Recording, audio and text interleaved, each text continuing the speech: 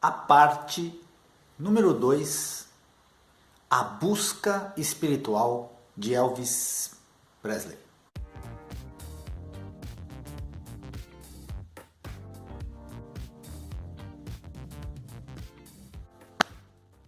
Vamos retornar a 1964, o ano que Elvis conhece Larry Geller, que é quem narra a história do nosso audiobook. Larry Geller conta as suas memórias sobre ele e Elvis Presley. Em 1964, Elvis estava completando 29 anos de idade. Nesse ano, seu álbum de Natal recebeu o disco de ouro.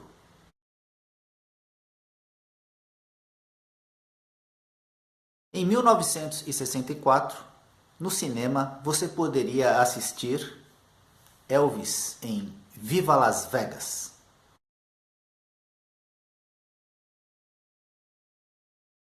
E também naquele ano, Rastabal, Carrossel de Emoções, aqui no Brasil.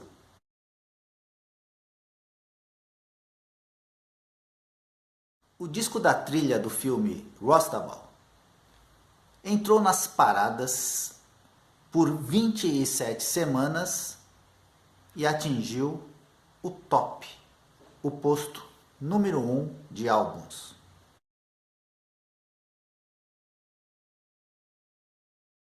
Em 1964 também é o ano da primeira turnê dos Beatles nos Estados Unidos.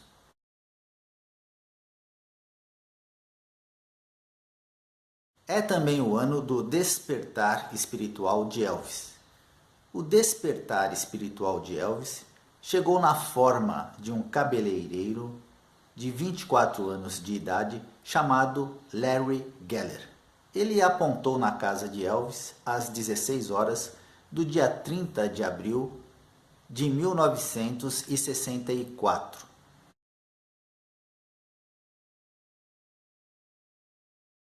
O cabeleireiro regular de Elvis, Salore Fitch, estava partindo para o salão de Jay Sebring. Jay Sebring foi, infelizmente, anos depois, em 1969, uma das vítimas dos assassinatos da família Manson, onde Cheryl Tate, ainda grávida do cineasta Roman Polanski, foi brutalmente assassinada.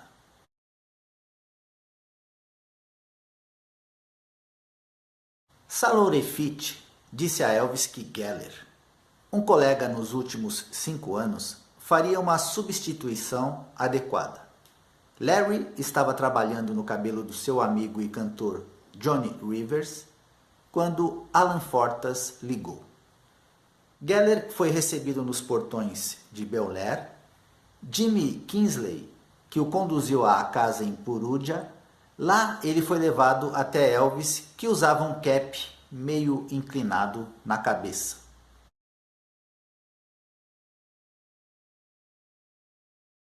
Elvis estendeu a mão a Larry e se apresentou como se Larry não fizesse a menor ideia de quem ele fosse. Elvis então convidou Larry para ir até o seu banheiro, onde Larry então poderia cuidar dos seus cabelos e, por que não, bater um papo. É o que você vai ficar sabendo a partir de agora. Vamos entrar junto com eles nesse banheiro e vamos saber o teor da conversa entre Larry Geller e Elvis Presley nesse primeiro encontro que originou uma amizade duradoura.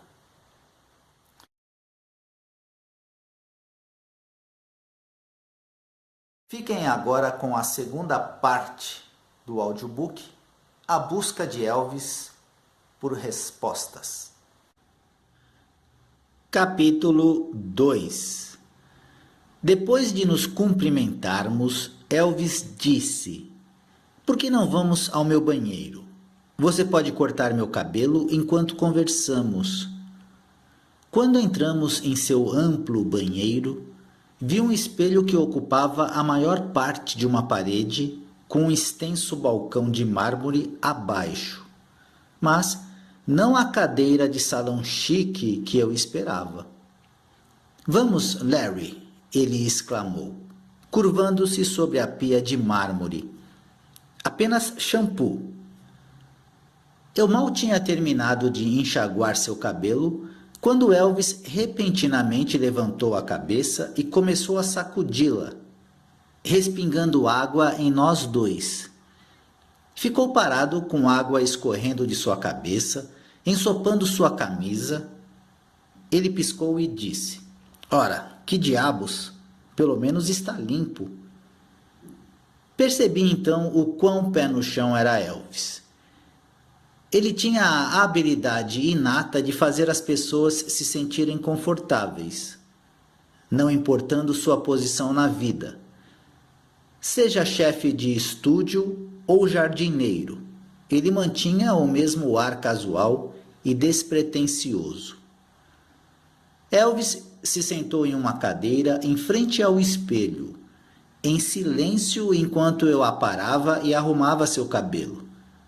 Cruzei rapidamente seu olhar no reflexo do espelho enquanto ele observava meu trabalho. Seus olhos estudando-me atentamente. Senti que ele precisava de silêncio e espaço e não queria me intrometer. Cerca de 45 minutos depois, terminei. Então, o que acha? Elvis afagou seu cabelo e sorriu. Lindo, perfeito. Então se virou, inclinou-se para a frente na cadeira e me encarou. Em um tom sério, disse: Larry, deixe-me perguntar uma coisa. Quero dizer, você é um ótimo cabeleireiro, mas o que você realmente faz? O que faz você feliz?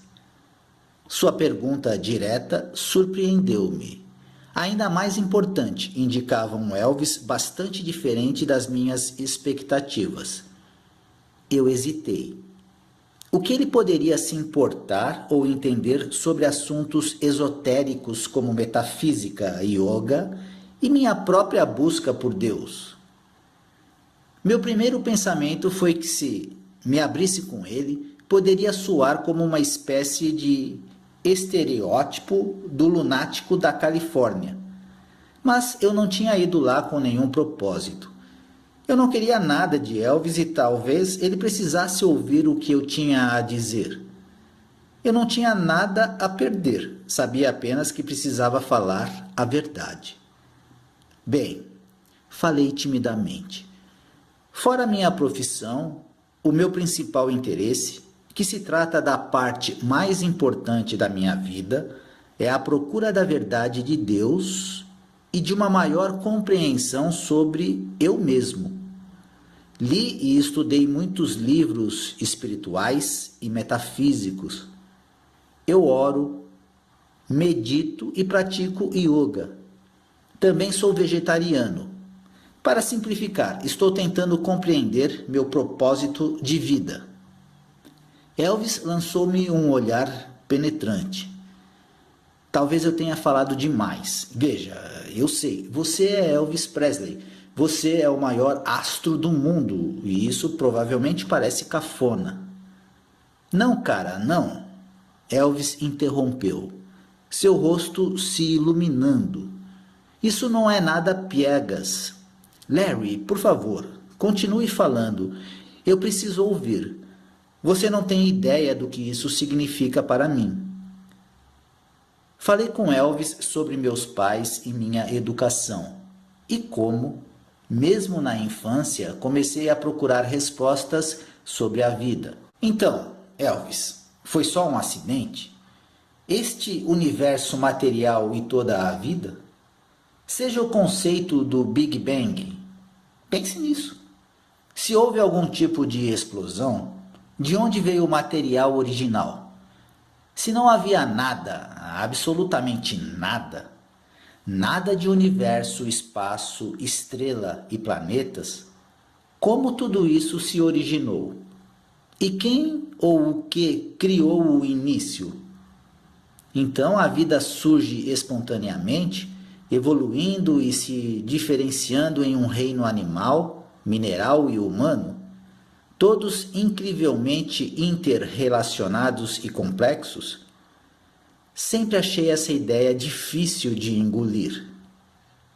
Elvis parecia estar absorvendo cada palavra e acenou com a cabeça. Concordo, Larry. Nunca vi sentido também. Eu continuei. E qual é, se houver algo, o meu propósito em face de toda essa imensidão e complexidade? Onde eu me encaixo? Você e cada outro ser nesta bola de lama que chamamos de terra. Elvis encarou-me atentamente. Qual é o seu propósito? Elvis, comecei lentamente. No início da minha busca, percebi que Deus não nos criou por capricho. Eu, de fato, acredito que existe um grande projeto para nossas vidas. E nossa missão é descobrir qual é. Nosso propósito é descobrir o nosso propósito. Não estou preocupado se isso levará anos ou uma vida inteira. O próprio ato de perceber a vida dessa perspectiva melhora a qualidade em todos os aspectos de nossas vidas. Nosso relacionamento com os outros, conosco, nossas carreiras, tudo. Elvis respondeu com entusiasmo. O que você está dizendo é: procure e encontrarás? Exatamente. Oh, espere um momento, cara. Seu corpo inteiro pareceu estalar. Larry, eu não acredito nisso. Quer dizer, o que você está falando me deixa louco. Isso é exatamente o que eu penso intimamente, o tempo todo. Especialmente tarde da noite, quando estou na cama. Eu vou dizer, sempre achei que deveria haver algum propósito em minha vida. Desde quando eu era criança, eu sentia essa mão invisível, guiando minha vida e trazendo-me ao ponto onde estou agora. E acima de tudo, por que eu? Elvis se inclinou para a frente, seus dedos pegando delicadamente algo invisível no ar. Por que fui escolhido entre todos os milhões de almas no mundo para ser Elvis? Deve haver um propósito em tudo isso, uma razão pela qual fui escolhido para ser Elvis Presley. Seus olhos assumiram um aspecto distante. Larry, quero contar-lhe algo particular. Escute, eu cresci no coração do extremo sul.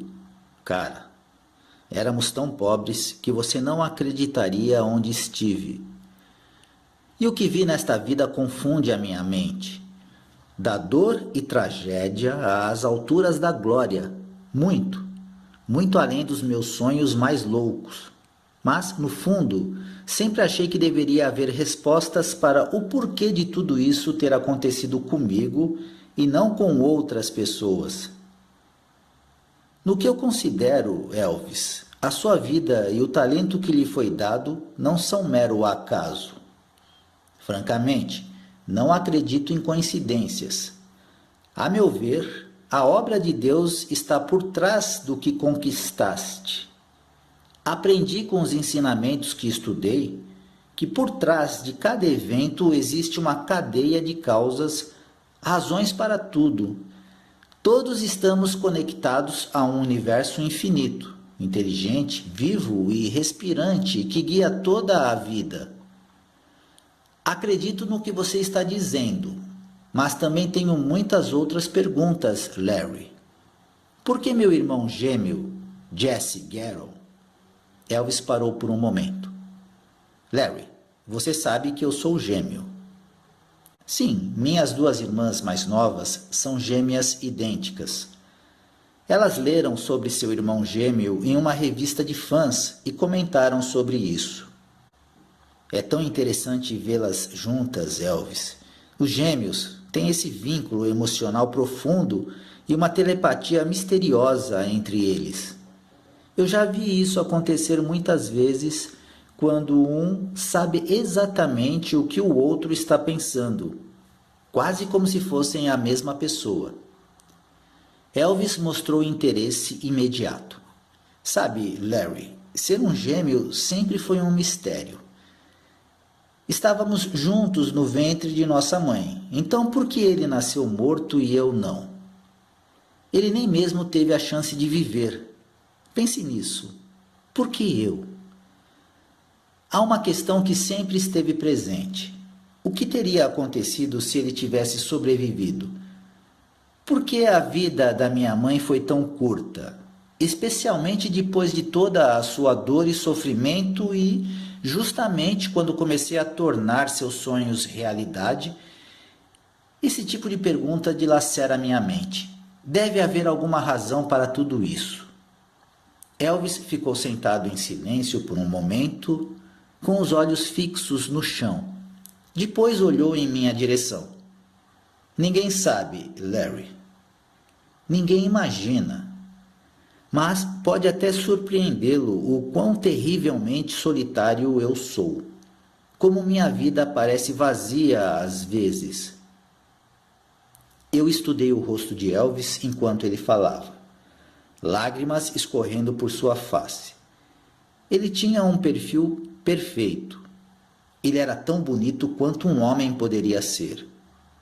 Ele havia bebido profundamente da fama e fortuna quando contava com apenas 21 anos. Ele era uma lenda viva que poderia viver em qualquer lugar, ir a qualquer lugar, fazer qualquer coisa, mas havia um ar de infelicidade em seu ser. Entendi que essa infelicidade residia no seu potencial espiritual não desenvolvido. Respirei fundo e refleti. Talvez conhecer Elvis estava relacionado ao meu próprio propósito. Os olhos de Elvis miraram cuidadosamente os meus e, com um tom melancólico em sua voz, Larry, deixe-me perguntar uma coisa. O que você acha de fato que Deus é? Elvis era, obviamente, muito inteligente, mas também era como o barro não moldado, flexível, impressionável e sedento por alguma introspecção. Encontrei-me em uma posição peculiar. Ele estava pedindo para eu explicar o inexplicável. Essa é a questão universal de todos os tempos. Comecei lentamente. Não vou fingir que sei a resposta, mas tenho algumas ideias sobre isso. Em primeiro lugar, Deus, o Criador, o Espírito, Alá ou o poder superior, qualquer palavra que você queira usar, não é uma pessoa, um objeto ou uma coisa. É a própria essência e fonte de vida da qual o universo e tudo que dele emana. É a verdade da existência. Mas o que isso significa? Ainda não explica o que é Deus. É em vão. Sabe, como tentar beber o oceano com um canudo. Isso simplesmente não pode ser feito. Foi, é e sempre será um mistério. Elvis, acredite em mim. Não estou tentando ser evasivo e evitar sua pergunta, mas... Não, Larry. Eu ouço o que você está dizendo. Por favor, cara, continue falando. Conte-me mais. Tentei juntar algo coeso e inteligível, mas senti-me inadequado enquanto tropeçava nas palavras. Elvis, o que estou tentando dizer é que Deus só pode ser conhecido, não provado. Deus não pode ser estudado sob um microscópio ou telescópio. Você não pode descobrir usando seu intelecto, através da lógica, razão e conceitos. Essa é a maneira certa de perder o foco sobre ele. E o oposto também é verdadeiro. Você não pode provar que Deus não existe. mas Deus pode ser experimentado. Quando você começa a se mover para dentro, você se aproxima da fonte do seu ser. E essa é a fonte de todo o ser. Os grandes místicos como Abraão, Cristo, Krishna, Buda e todos os professores iluminados, mestres, santos e sábios ao longo da história foram gênios espirituais adornados por Deus. As verdades de todas as religiões são originárias deles, e todas as escrituras sagradas do mundo são baseadas em suas experiências. De uma forma ou de outra, esses mestres testemunharam a verdade e realidade supremas de Deus. Eles ensinaram que também podemos experimentar a presença de Deus, e Ele está em todos nós. Elvis grudou em cada palavra. Larry, disse ele, deixe-me perguntar mais uma coisa. Você acha que, de fato, Deus está em todos? Por que eles não ensinavam isso na igreja em que fui criado? Sei por experiência própria que Deus está dentro de todos nós. Eu tenho um livro que vai ao fundo do que estamos falando, e é tudo baseado nos ensinamentos da Bíblia. Sobre o Jardim do Éden, Eu Sou Amor, acho que você adoraria, chama-se The Impersonal Life. Seu rosto se iluminou de repente. Você sabe qual era o nome do meio da minha mãe? Balancei a cabeça negativamente. Amor. Gladys Love Presley. Eu podia ouvir em sua voz a profundidade do significado que isso tinha para ele. Ele suspirou. Larry, minha mãe e meu pai sofreram muito, escravizando suas vidas. Nunca vou me esquecer disso, jamais. Isso deve ser a verdadeira espiritualidade, você não acha? Não há dúvidas sobre isso, Elvis. Elvis então continua. Posso lhe dizer uma coisa. Minha família tinha algo muito melhor do que meros bens materiais. Não importa o que surgisse em nosso caminho ou o que tivéssemos que passar, nós tínhamos amor. Nós tínhamos um ao outro. Ninguém era mais pobre do que nós. Minha mãe viveu a vida toda por mim.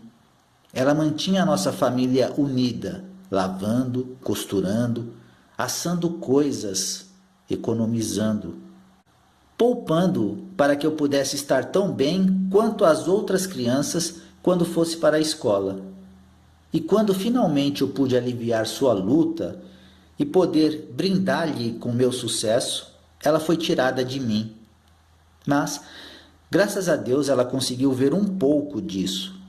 Graças a Deus, ela esteve presente por algum tempo. Fingi não notar quando Elvis passou a mão nos olhos. Mas, de fato, não tenho ninguém. Não desde que perdi minha mãe. Eu amo meu pai, mas ele não entende as minhas necessidades. Vou lhe dizer outra coisa, Larry. As coisas não são exatamente o que parecem ser. Você ficaria surpreso como pode ser solitário estar na minha posição. Eu ouvia Elvis atentamente enquanto ele desabafava. Você é um bom ouvinte, disse Elvis. Eu sorri. Você acaba desenvolvendo essa qualidade ao cortar cabelo. Elvis continuou. Bendito era o coração de minha mãe. Ela era uma mulher simples, mas sábia. Ela disse quando minha carreira começou a decolar. Elvis, quando você estiver no topo, todo mundo vai amá-lo. Todos vão querer algo de você. Mas, se você cometer um deslize, verá seus amigos desaparecerem. Nunca se esqueça de onde você veio e não finja ser algo que não é. Larry, suas palavras estão marcadas na minha alma para sempre. Ele continuou falando por algum tempo, relembrando sua juventude e como havia imaginado se tornar um astro algum dia. Vou lhe contar, cara. Todas as manhãs, quando eu acordo, ainda não consigo acreditar. Minha vida se tornou um conto de fadas. É como um sonho. Eu agradeço por minha vida todos os dias. Cara, eu não consigo acreditar que você surgiu agora. Eu realmente preciso disso. Eu sei um pouco sobre as coisas que você está falando, mas não tenho ninguém para conversar ou para me aprofundar. Ele olhou em volta. Se alguém ouvir nossa conversa, provavelmente vai chamar os caras de branco para nos internar. Um dos caras bate à porta. A esta altura, já conversávamos por mais de 3 horas no banheiro. Tudo bem, Elvis? Sim, claro, tudo bem, gritou ele. Já estamos indo. Dei uma olhada no meu relógio e comecei a arrumar minhas coisas. Está ficando tarde, Elvis, e eu preciso voltar para o meu salão. Ei, foi ótimo conhecê-lo. Eu apreciei muito nossa conversa. Se você precisar dos meus serviços novamente, eu adoraria voltar e poderíamos conversar mais um pouco. Elvis estudou meu rosto por um momento. Tive uma ideia melhor. Não sei qual é a sua situação de trabalho, mas por que você não volta para o seu salão e diz que está se desligando porque vai trabalhar em tempo integral para mim? Porque, Larry, com certeza não acredito em coincidências. Você veio aqui por um motivo mais do que apenas arrumar meu cabelo. Encontre-me nos estúdios da Paramount amanhã de manhã às 8 horas. Vou deixar seu nome com o guarda do portão. E, Larry, não se esqueça de trazer alguns desses livros que você citou. Com o tempo, éramos como irmãos. Conversamos sobre questões semelhantes muitas vezes ao longo dos anos. E Elvis sempre dizia: Larry, há mais nisso do que aparenta. Essa frase sempre me atraiu como um reflexo da própria vida de Elvis. Ele era muito mais do que o externo, o óbvio. Havia também o Elvis invisível que tive o privilégio de conhecer. Desde que ele se foi, passei a ver nossas vidas como duas linhas separadas que estavam destinadas a se cruzar e avançar rumo a um objetivo comum. Final do capítulo 2.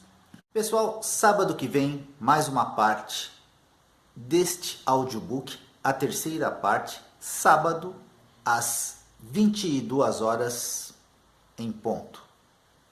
Elvis Forever.